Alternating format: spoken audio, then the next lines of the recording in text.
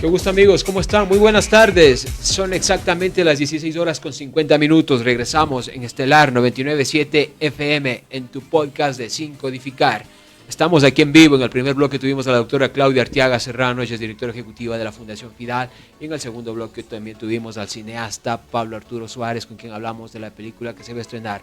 En este último bloque tenemos a la subsecretaria de Seguridad y Gestión de Riesgos. Vamos a hablar de un tema súper importante como es la delincuencia en la ciudad de Quito, y un tema que se está volviendo polémico y a veces poco objetivo y no muy técnico, y que es lo que no necesitamos nosotros como personas que residimos o los que viven acá en Quito. Señores y señoras, doy la bienvenida a Carolina Andrade. Estimada Carolina, bienvenida, qué gusto.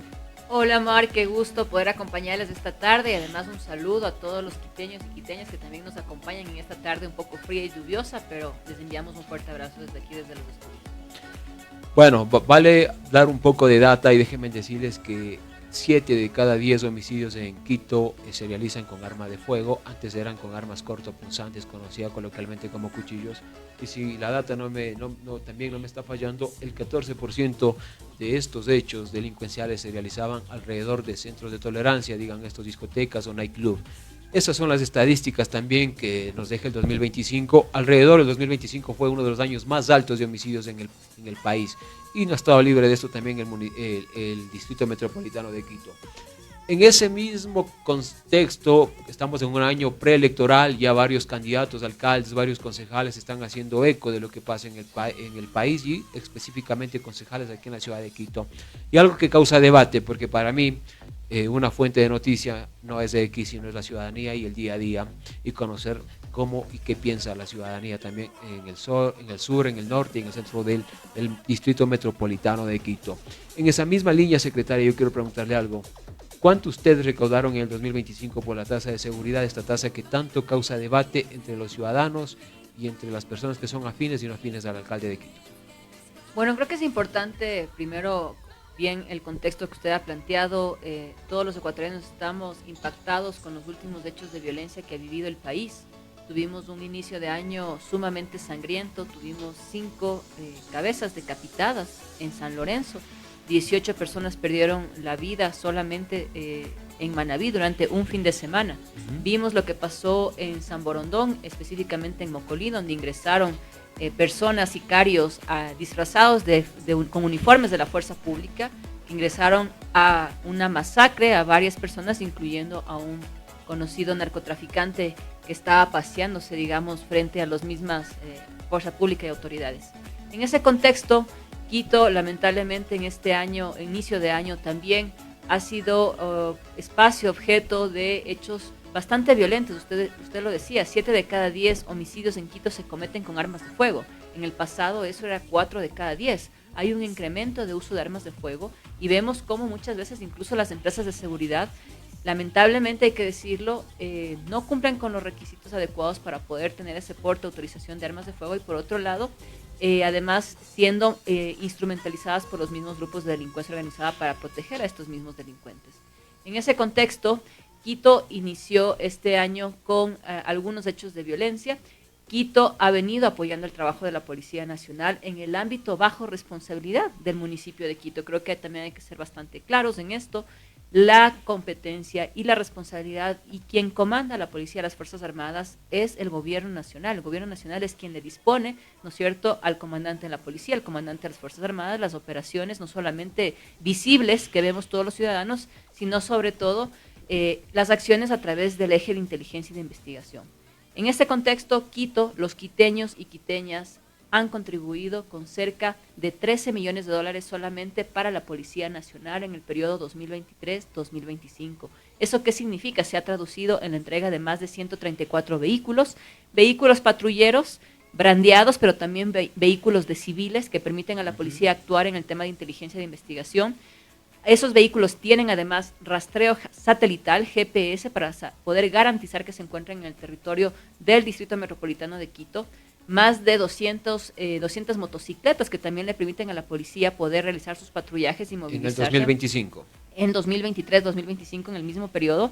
Estamos hablando de una inversión de 13 millones de dólares, y también equipos de protección para los grupos de operaciones motorizadas y equipos tecnológicos. Esa es la contribución de los quiteños y quiteñas al trabajo y a la logística de la policía. Si usted me dice si eso es suficiente, no, no es suficiente. La policía tiene más necesidades logísticas, requiere más apoyo logístico y mucho más en un contexto tan complejo.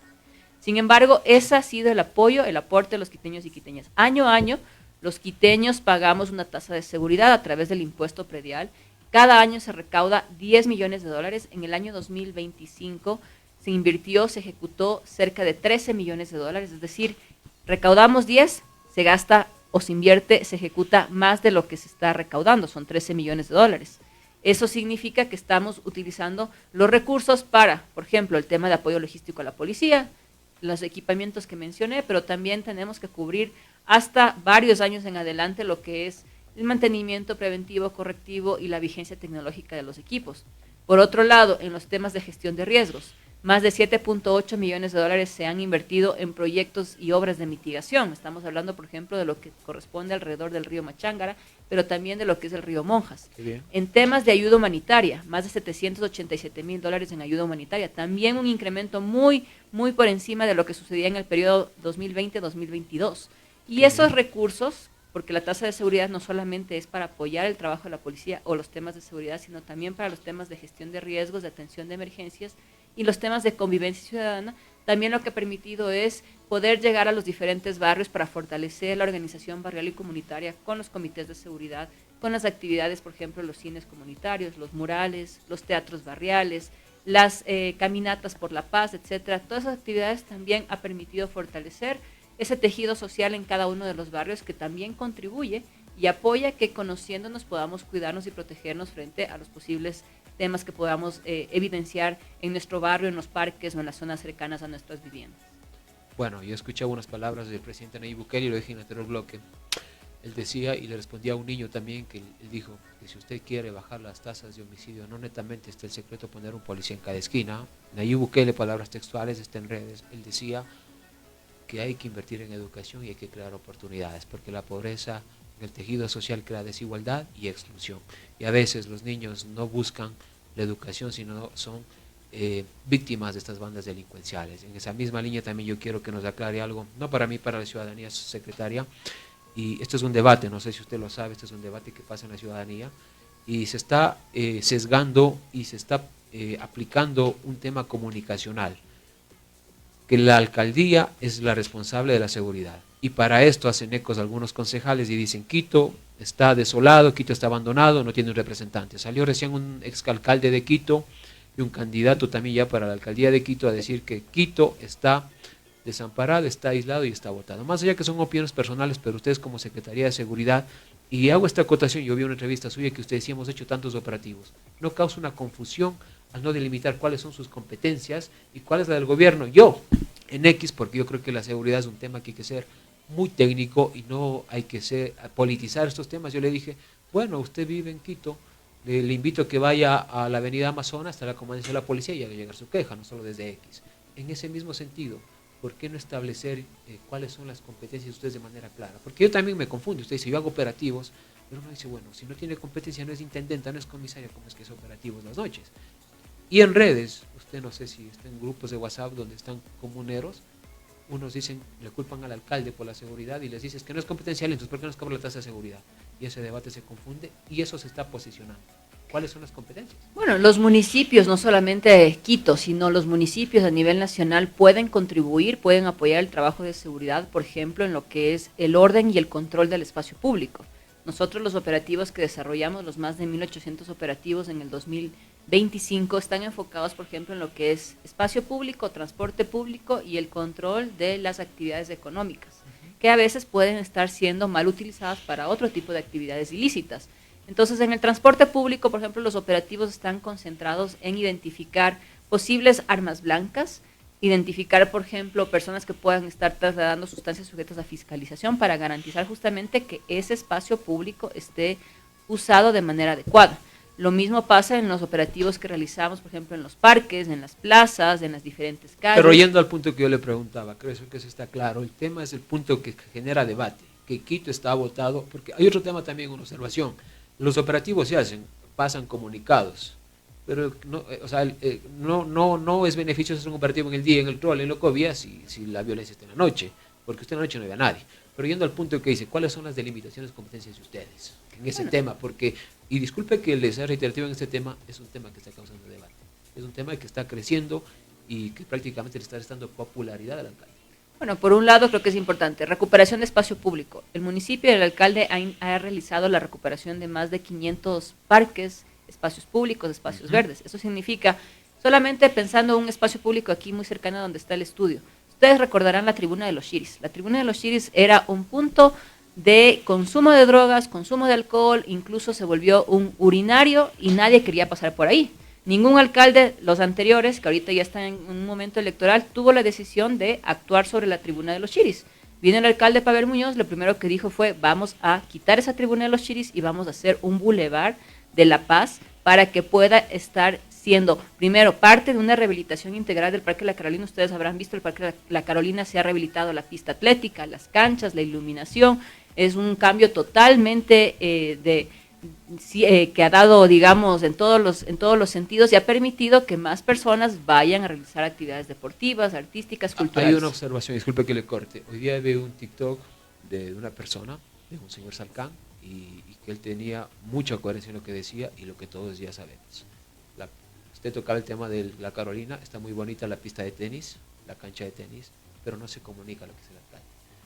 Y le digo a ustedes, no ha faltado comunicación, no publicidad, no falta comunicación de ustedes los funcionarios para que se concientice qué hace la Secretaría de Seguridad.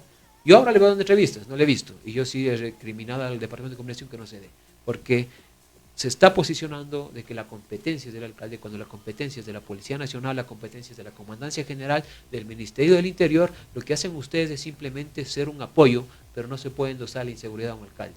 Claro, por ejemplo, los agentes de control. Los agentes de control son entidades que apoyan el trabajo de la policía, pero no tienen armas. Ellos no tienen armas. A pesar de que el alcalde, desde el 2024, el municipio ha solicitado al Ministerio del Interior que nos autorice el portar armas menos letales. Los dispositivos de transmisión eléctrica, hasta este momento han pasado cerca de 2 años, no tenemos respuesta. Entonces, nosotros no podemos actuar si es que no tenemos todo el equipamiento necesario. Es que tampoco no van a actuar porque no es competencia neta, usted es la seguridad. Pero, por ejemplo, cuando tenemos que actuar en lo que son los limpiaparabrisas son actores que muchas veces pueden ponerse violentos, agresivos. Entonces, ahí es donde apoyamos el trabajo de control de espacio público. Otro ejemplo es la presencia de libadores. Uno dice, bueno, los libadores consumen alcohol en el espacio público, algo que está prohibido. Ahí actuamos como municipio con la Agencia Metropolitana de Control, con el cuerpo de agentes. Lamentablemente, los libadores luego pueden desembocar en temas de grescas, de riñas, de enfrentamientos, de peleas. ¿Y qué es lo que pasa? ¿Y qué pasa en la Universidad Central? Bastantes libadores jóvenes y con locales que tienen permisos. Totalmente, y ahí, por ejemplo, hacemos operativos permanentemente. Ahí, lamentablemente, los dueños de esos locales lo que hacen es, a partir de una normativa nacional, buscan estar justamente en esa línea en la que son restaurantes, pero pueden vender alcohol para acompañar la comida. Y lo que pasa es que terminan abusando de la normativa y terminan vendiendo más alcohol de lo que están autorizados. Entonces, hemos, por ejemplo, clausurado varios de esos locales. Justamente el año pasado nuestro foco de mayor prioridad fueron los centros de tolerancia. El 34% de lo que son homicidios sucedían en ese momento alrededor de los centros de tolerancia. Al final del año terminamos con un 14% de homicidios que estaban sucediendo, una reducción del 20%, pero no estoy hablando de los lugares aquí céntricos que vemos, sino lugares mucho más alejados, lugares donde además hemos encontrado, por ejemplo, santuarios de la Santa Muerte, esos operativos que además como entidades municipales vamos acompañados con policía y fuerzas armadas, porque son espacios donde nosotros como municipio hacemos el control de las licencias de actividades económicas, realizamos la inspección, por ejemplo, para que cumplan con toda la normativa de bomberos. Comisaría llega y hace su parte alrededor de los permisos de funcionamiento, anuales de funcionamiento, y policía y fuerzas armadas en el ámbito que les compete. Y eso nos permite actuar de manera coordinada, cada uno bajo el ámbito de su responsabilidad y poder tener mejores resultados. Sin embargo, tema importante, espacio público, iluminación del espacio público, cuidado y mantenimiento de los parques, el tema, por ejemplo, también de las actividades culturales, artísticas, deportivas que puedan generarse, desarrollarse en los espacios públicos, contribuyen también para el tema de seguridad. el control, los operativos de control en el espacio público, no solamente del Cuerpo de Agentes, sino de la Agencia Metropolitana de Control, con apoyo de la Policía Nacional cuando son espacios complejos que puedan haber un mayor riesgo. Este fin de semana, nada más les pongo un ejemplo, estuvimos con 4 operativos simultáneos: Centro Histórico, Solanda, Nueva Aurora y la Rol 2. Estuve personalmente justamente en la zona de la Rol 2 y la Pizulí. Estuvimos con el coronel jefe de distrito de la Delicia, ahí actuando sobre licorerías, que además son tiendas, que se dicen tiendas, pero terminan funcionando como licorerías. ¿Por qué usted hace eso en Quito si en otras provincias eso es el intendente? Eso hacemos con intendencia y como municipio. Pero hacemos de manera conjunta. Es que ahí se tergiversa. Ahí les docen a ustedes que la seguridad es de ustedes porque se ven en sus operativos.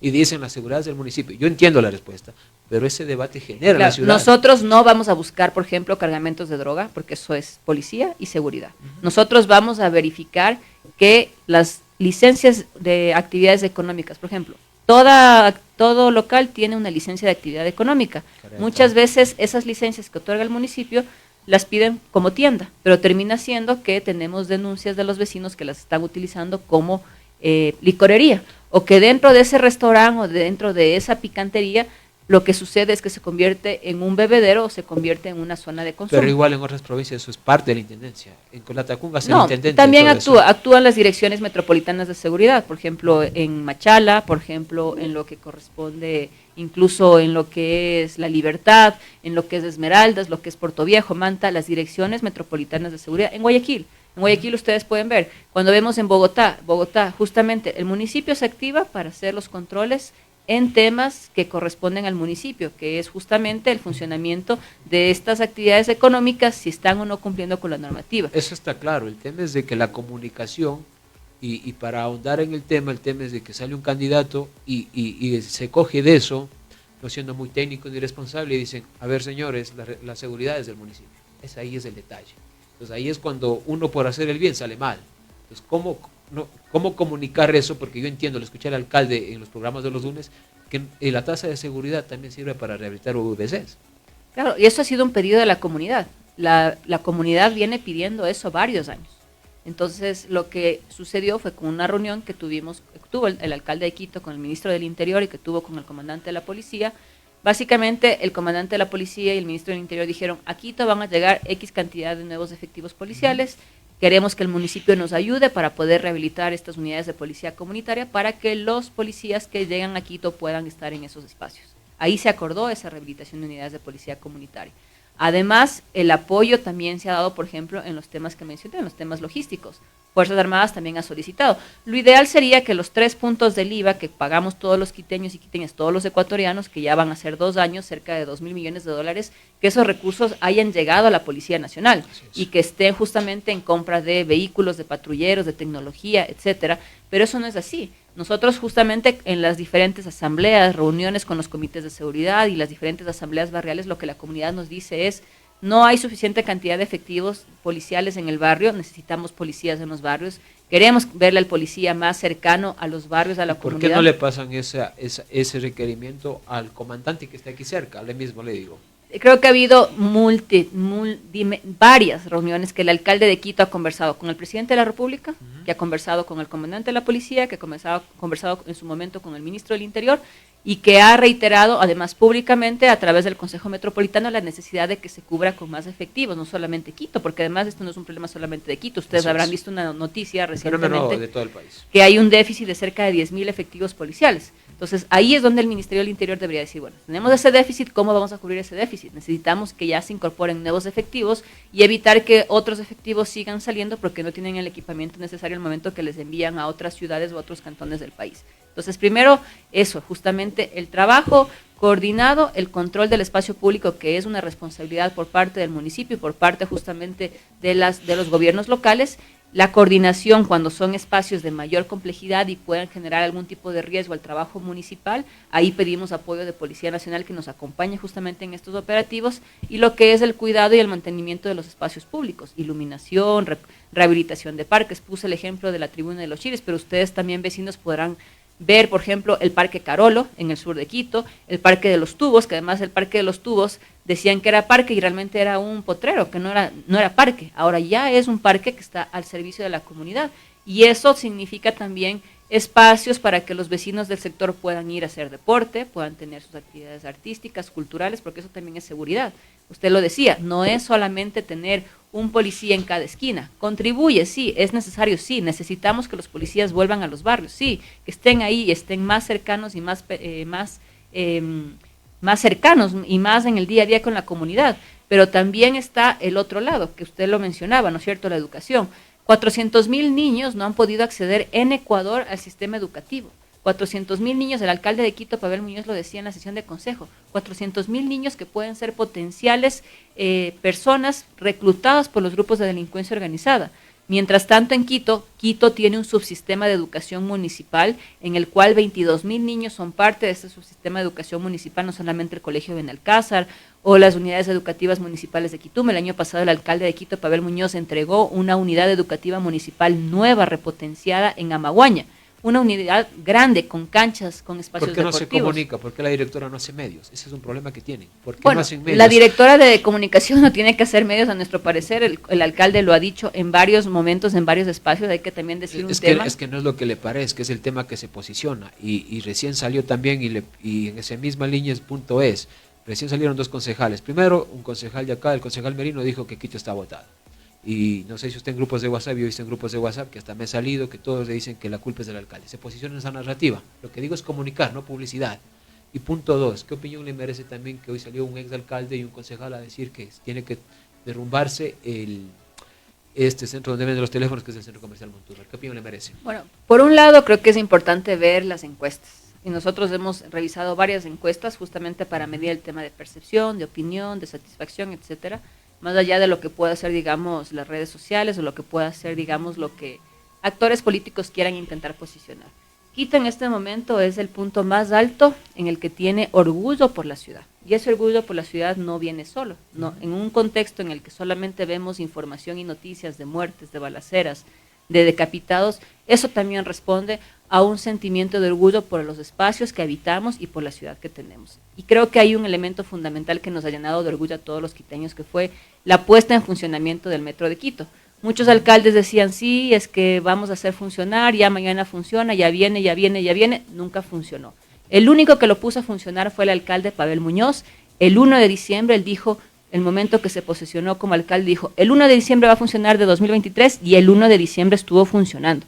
En este momento el Metro de Quito ya es parte del día a día de los quiteños y un orgullo de los quiteños, porque ustedes saben, cuando vienen personas de otros lados, cuando vienen fuera del país, hacen videos y dicen, miren qué hermoso que está este metro, no hay basura, la gente es amable, es educada, se comporta bien, cede el asiento a las personas mayores. Y la empresa administradora no ha perdido la calidad. Yo creo que eso es parte del orgullo que tenemos los quiteños y quiteñas. Y por otro lado, la gestión y la evaluación del alcalde de Quito se mantienen unos números bastante importantes, siendo ya su tercer año en funciones. No creo tan importante, sí creo que les falta comunicar. Una opinión personal no tampoco es la verdad. Yo creo que siempre va a ser necesario poder comunicar más, ahí también hay que decirlo. Pero ustedes tienen que ayudarles como funcionarios, el alcalde no puede estar en todo. Ustedes como secretarios tienen que salir. Me alegra verle a usted en este año preelectoral dando entrevistas, de verdad. Bueno, yo siempre estoy en medios, eso sí es verdad. De hecho, muchas veces me dicen ya que no esté tanto en medios de comunicación, pero siempre estoy haciendo vocería por una orientación de la política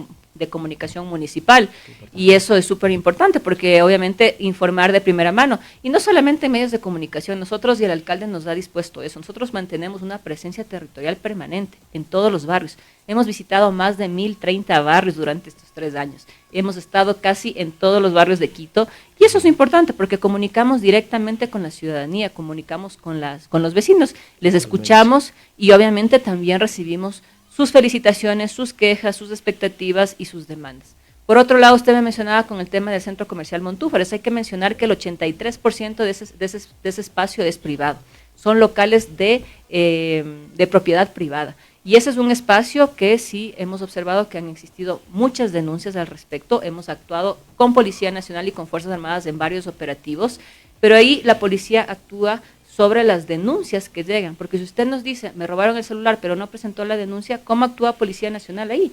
Los operativos que se han hecho con Policía y Fuerzas Armadas verifican que los objetos que están ahí cumplan justamente con la normativa y todo lo demás. Pero en ese sentido el alcalde ha sido bastante claro y no va a tolerar que se realicen ese tipo de actividades, mucho menos en el centro histórico de Quito. Pero también hay que ser objetivos, también hay que ser objetivos y no politizar el tema. No significa que porque tumben un edificio, más allá de que nos aclara ahorita que es privado, con eso se va a terminar los robos en Quito. Hay que ser muy objetivos. Los que nos informamos medianamente sabemos que el robo en Londres, Inglaterra, en un país de primer mundo, en Europa, ha incrementado los ranchadores en las calles, y el fenómeno no es por un local, el fenómeno se refiere a varios factores socioculturales, educativos y económicos. Para ir terminando, estimada secretaria, agradecerle por el tiempo también, rapidito. Usted no es competencia netamente exclusiva usted de la seguridad, es de la Comandancia y Ministerio del Interior. Punto 2, ¿cuál es su mensaje final a la ciudadanía? Bueno, creo que el municipio de Quito ha hecho todo lo necesario para poder apoyar el trabajo de seguridad. El alcalde de Quito ha pedido reforzar ese apoyo. Los quiteños y quiteñas han contribuido con plata y persona, con recursos a través de la tasa, más de 13 millones entregados solamente a la policía, pero también en temas de convivencia ciudadana, en gestión de riesgos, en ayuda humanitaria. Y por otro lado, los operativos que se mantienen son permanentes, son constantes. Todos los días tenemos operativos en transporte público, en espacio público, en el control justamente de las actividades económicas, en lo que está bajo responsabilidad de las autoridades locales. Pero tenemos que tener claro, vecinos y vecinas, que aquí es importante una estrategia nacional que sea mucho más fuerte, mucho más contundente. Hemos visto que no hemos tenido resultados positivos. 9.100 personas han perdido la vida a nivel nacional en el 2025, el año más violento. Y en esa estrategia que se plantee, los gobiernos locales tienen que tener un espacio de integración, de articulación para que podamos contribuir. Y eso es lo que ha solicitado no solamente el alcalde Pavel Muñoz, sino el alcalde de Cuenca y el alcalde de Guayaquil. Lamentablemente el gobierno ha dicho, no voy a hablar con los alcaldes de Quito, Guayaquil y Cuenca. Entonces, eso significa que están sobreponiendo los intereses políticos electorales por sobre el interés de la seguridad de todos los ecuatorianos. Excelente, estamos con la secretaria de Seguridad y de Gestión de Riesgos. En otro programa esperemos tener aquí también para hablar sobre el tema. Netamente por tiempo no hemos tocado mucho el tema de gestión de riesgos, tenemos que hacer una gran labor. Estamos en vivo también esta entrevista, pueden volver a verlo nuevamente en Facebook, el clip que subiremos en TikTok y en YouTube nuevamente, sobre la explicación de la competencia de seguridad y el trabajo que viene realizando esta cartera del municipio de Quito, ya que este tema de inseguridad a veces se politiza mucho y no se tiene criterios técnicos. Yo siempre lo he hablado aquí también, lo hemos hablado con expertos, de que yo creo que la delincuencia afecta a todos y tiene que ser muy técnico y objetivo, y no a aprovecharse de un tema político o preelectoral para tratar de sesgar comunicacionalmente. Entonces yo creo que hay que ser responsables, porque la seguridad es un mal que nos aqueja a todos. Estamos en vivo también, 17:18. Déjenme decirles que el siguiente jueves tendremos vía Zoom al doctor Alejandro Salas de Perú. Él fue exministro de Estado de ese país y es actualmente candidato al Senado del Perú en las elecciones que serán en abril del 2026. Contaremos con él vía Zoom, estaremos hablando qué pasa con Pedro Castillo, qué pasa con el expresidente Martín Vizcarra, que está siendo procesado también, y cómo va él, su campaña en Perú, y también compartiendo su experiencia como exministro de Estado de ese país. Sin más que agradecerles, amigos, son las 17:18. A las 18 horas viene Energía Total Plus. Seguimos con la programación regular de Estelar 99.7 FM.